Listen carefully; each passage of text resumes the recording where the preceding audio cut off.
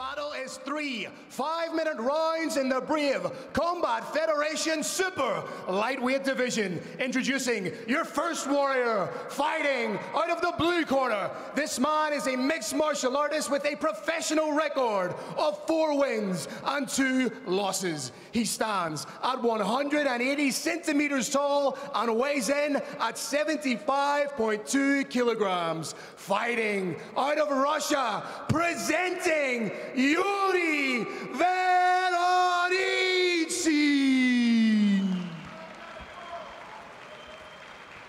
And his opponent, standing across the cage, fighting out of the red corner. This man is a mixed martial artist with a professional record of 9 wins, 6 losses, and 1 draw. He stands 179 centimeters tall and weighs in at 74.5 kilograms. Fighting out of Akhmat MMA, Chechnya, Russia. Please welcome Khunkar Pasha Osmaev. Will this be the fight that breaks the trend? I highly doubt it, Kirik. Sebastian, you are dead right. This is an Akhmat fighter in here. They are finishers to the heart and soul. And to his opponent's credit, I mean, all of Verenitsen's wins have also come via finish. So they obviously prefer to leave the judges out of the equation. And having said that, though, I want to say these fighters do not gas. Both these fighters have excellent endurance, as I don't believe we're going to see. Exactly. And it'll be interesting seeing, you know, how fighters react from a long layoff. I mean, some fighters, it can kind of soften them up a little bit. But for other fighters, as what it looks like to be the case here for Verenitsen, you know, he seems to be hungry, ready to get back in there. Thrown some nice kicks so far, and, you know, he looks on point. It often hinges on injuries. What they call ring rust can happen after a year or 2, but if a fighter has been sustaining numerous injuries over time, taking a year off can sometimes bring them up a level. Absolutely. I mean, so far he seems calm, cool, collected. He's been the one advancing for most of the fight.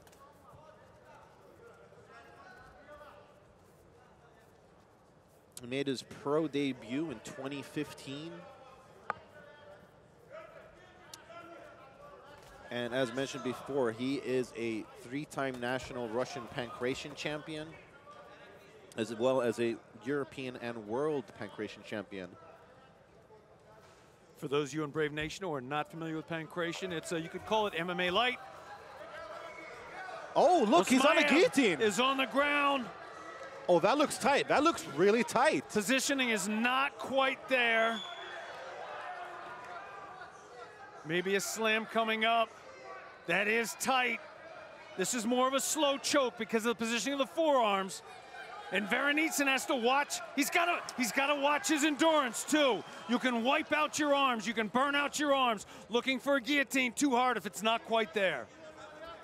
Absolutely, and it was very smartly recognized by Osmaev. I think that's actually why he didn't want to go for the slam, because I think he saw the possibility of slipping tighter into the choke there.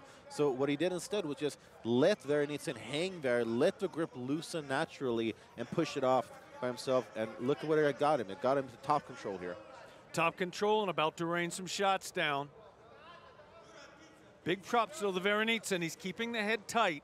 When you have the opponent who is in top guard, head stuffed, it becomes very hard for that opponent to get anything off. They don't have the leverage to do strikes, and it's very hard for him to pass that guard. Excellent guard work, and now Verenitsen is looking for likely a submission attempt on the arm, completely denied. Akhmat fighters extraordinarily hard to tap. Absolutely. I mean, we saw that just now. I mean, getting a guillotine like that while they are still so dry, where there's not really any sweat to use to your advantage to kind of slip out of. I mean, so far I'd say Verenitsen is doing pretty good defensively on the ground here. I do think though that we will see a little bit more action in round 2, as Verenitsen has done a good job at sort of stalling the action here, at preventing Osmaev from getting off a whole lot of offense, which is definitely a good move from him. It is. I mean, this sport was built on submissions initially, and back in the day, if you knew submissions, your opponent didn't, you could snap a submission out of nowhere and end a fight early. But now, today, everybody knows everything. You can still get submissions, but ordinarily, you have to beat the person up with punches and kicks first. Absolutely, Kirk. I mean, everyone is just so well-rounded these days. I mean, there's very few techniques that are as specialized these days as it was before. And there's an old saying in jiu-jitsu, punch a black belt, he turns into a brown belt. Punch him again, turns into a purple belt. That's one of the problems with having a submission-based game based on your guard. While you're in that guard, you're going to take some shots to the head inevitably, and it does not help your ability to pull off submissions. But Verenitsen's still at it, trying to pop his hips out, maybe looking for that armbar again. Maybe very tough to get, though, this close to the fence. And Osmaev is definitely more accustomed to going to the judges. Just to sort of clarify a little bit what was said earlier. I mean, he does have finishes, but he has definitely been to the judges' scorecards substantially more often than Verenitsen has.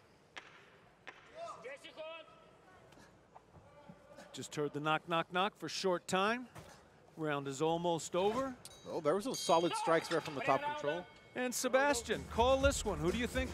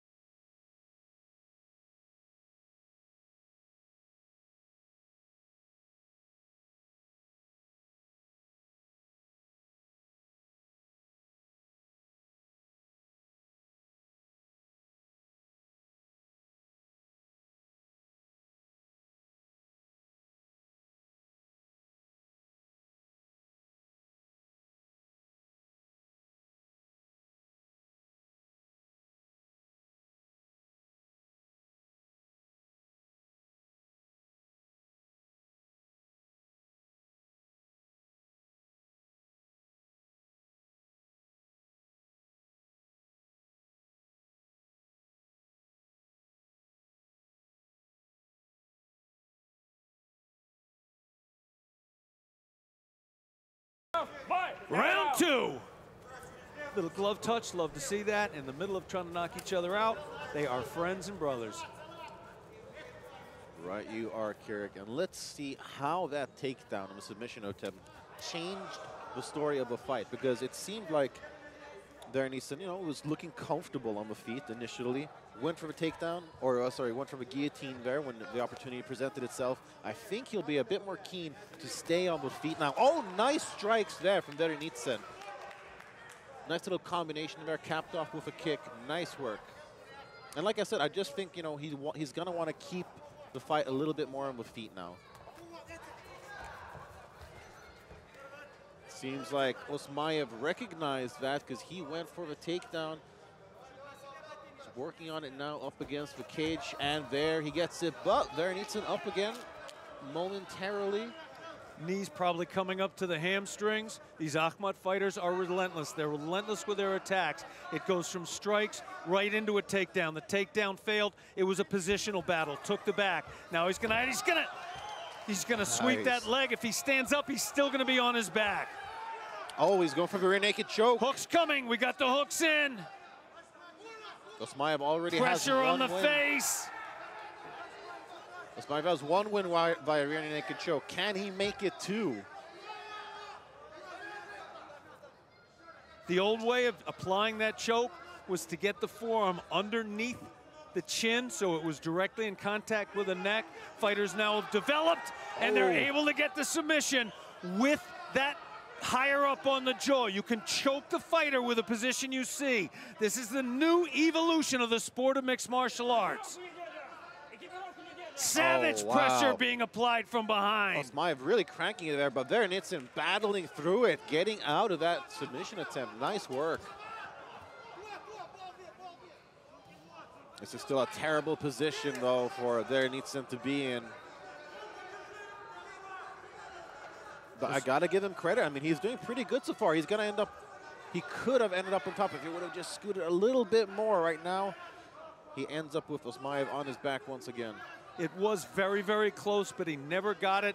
This is very much a game not of inches, but of less than an inch. If you can get the opponent's pressure less than an inch from where it is, you can escape. But if you can't, you can't. He couldn't, and he is stuck now in back mount with a choke threat. Oh, He got a reversal. but look. Slipped that hook. Nice job. Avoided a threatened armbar. Oh! Caught the other side. Oh, that looks so tight. Can Verenitsen get out of this? It's tight, tight, tight. Double grip now. Full hips looking for that. How about the heart and toughness of Yuriy Verenitsen? Gets out of it again. And now throwing ground and pound. Look at this turn of events. Heavy shots coming down from Verenitsen. And I wonder if perhaps Osmaev might have burned himself out a little bit in some of those submission attempts. He was really cranking that armbar. And now we've got Verenitsen on top. You can burn out not just physically, but psychologically. If you think you've got your opponent finished, and he doesn't, it lends him a certain strength. It may take him a little while to regain his mental footing, get back into this game, and it may happen right there. He did a little kickoff into a single leg. Single leg is denied, neck was threatened. Back to pulling guard from Khunkar Pasha Osmaev. What a fight. I mean, just when you think you know in which direction it is going, it turns around. Oh, and no, okay. It looked like Verenitsen had stepped into mount, but he actually ended up in half guard instead. But still, I mean, he's doing some damage here from the top. I mean, nothing fight-ending, obviously, but this is definitely tiring Osmaev out. It's definitely winning him points, and I do think that the turnaround he made actually will win him the round as well. Brave Nation, you did see a push-off attempt. That kick, it was not a kick, it was a push-off attempt. That kick would not be legal to the head because the opponent on top, Yuriy Verenitsen, was grounded. He had both knees on the ground. In that case, you cannot kick the opponent in the face. You can, however, try and push him off, which is what we're seeing here. Still, though, Verenitsen remaining on top, doing a good job at keeping Osmaev right where he wants him. Oh, he missed. Just barely missed with that haymaker of a shot, and I think he will regret that because now Osmaev turns it around again. What a back and forth battle. Bottom to top. What a round for these warriors. What a fight. I mean, it has action in spades. I mean, I don't know, Carrick, how do you score that second round? I was hoping I was going to get a chance to ask you first. I'm going to do something that I never, ever, ever say because it's quitting. I'm calling that one even. All right, there you have it. And let's see if we can get some of the replays here, courtesy of Green Hill. Because there was just so much back and forth action here in this super lightweight bout. There we had Osmaev, very, very nice takedown from the back, and then he slapped on the rear naked choke, and it looked tight. It looked really tight even. But Verenitsen remained calm, battled it out, or battled through it, and then ended up turning things around. That was the armbar that also looked to be fight ending. But Yuriy Verenitsen is something else.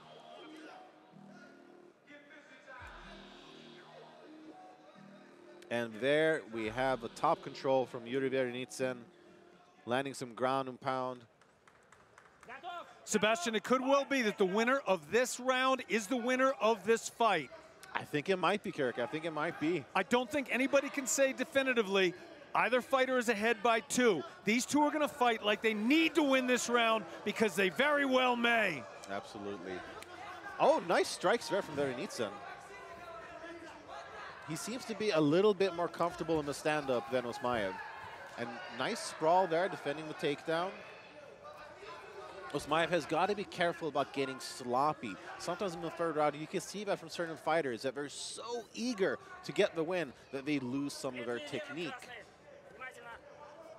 Brave Nation, the fighters are right above us now, up against the cage. Some fans of this sport find this slow. If you understand what's going on, it's not slow, it is exciting. This is a central part of this sport, and you gotta watch, because things like that can happen at any moment, and when things like that happen, it can be fight-ending. Absolutely. I mean, we saw a couple times in the last round how dangerous Osmaev could be from the top, going for submission attempts left and right.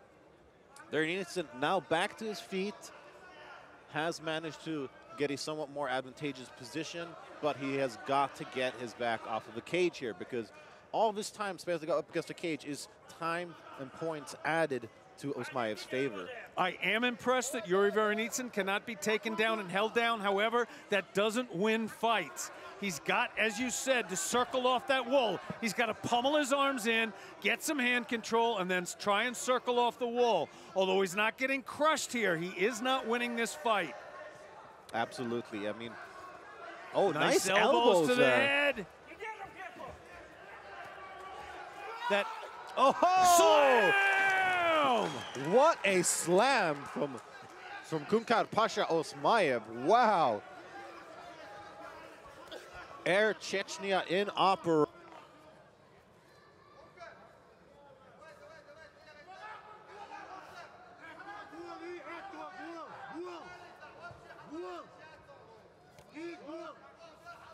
Change the outcome of a fight. We did see Osmaev get the second takedown. If it had been completely egregious, the referee could have taken a point away. But as a referee, you never want to do that. You never want to take a fight away from somebody if they had won that round by fighting. I think the referee didn't do it. He shouted a loud warning. I would call that excellent officiating. Absolutely. And having said that, better not do it again. Exactly. And let's see if Verenitsen can get back some of that second. Oh, look, he's going for an armbar. He's probably most likely not going to get it from that position, but it was definitely enough to disrupt the top game of Osmaev. Hard to get from that position, but you can injure the arm there. Although the elbow's not completely clear, you can pop a couple of tendons from there. We are right back where we began. Verenitsen was a little bit slow in that scramble. I mean, he has been spending a lot of his time defending takedowns, which is exhausting, especially against a strong grappler like Osmaev. But Verenitsen cannot spend the rest of the round on his back. He's got to make something happen, either a fantastic submission attempt or just straight up get back to the feet, because he was having a lot of success in the stand-up.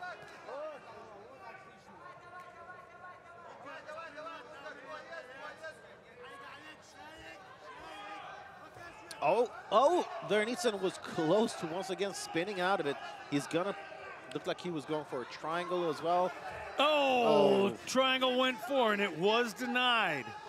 I mean, credit to Verenitsen. He's a gamer. You know, he's never completely out of fight. And look, Osmaev trying to wrap up an arm triangle choke. Potential arm triangle setup. If Osmaev gets the head tight enough, he'll put that knee on the belly, slide it across, follow it with his other foot, and he was denied. Oh, big shot to the head off a roll. This fight is looking a little bit like a video game. Absolutely. I mean, it has everything. So much back and forth action. But I think Verenitsen is starting to feel fatigued. He's a little bit slower in these exchanges, a little bit slower in the scrambles. I mean, he could have probably gotten up if he had a little bit more energy in the exchange we saw previously. Such short time now, Brave Nation. We're down to under 20 seconds. Either fighter could make a case for winning this round in the next 10 seconds.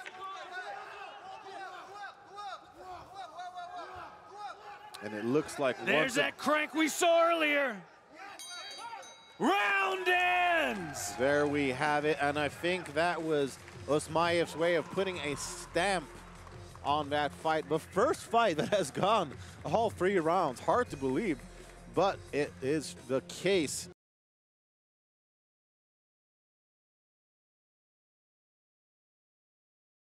The second round to Verenitsen, but I think based on the strength of the first and third round, you've got to give the overall fight to Osmaev. Absolutely phenomenal, grueling, tough fight by 2 tough fighters. I'm honored to be entering the cage momentarily to interview the winner. All right, Brave Nation, for the first time tonight, we go to the judges' scorecards. Your first judge scores the bout 30-27. Your second judge scores the bout 30-27. And your third judge scores the bout 29-28. All in favor of your winner via unanimous decision. Fighting out of the red corner, Khunkar Pasha Osmaev.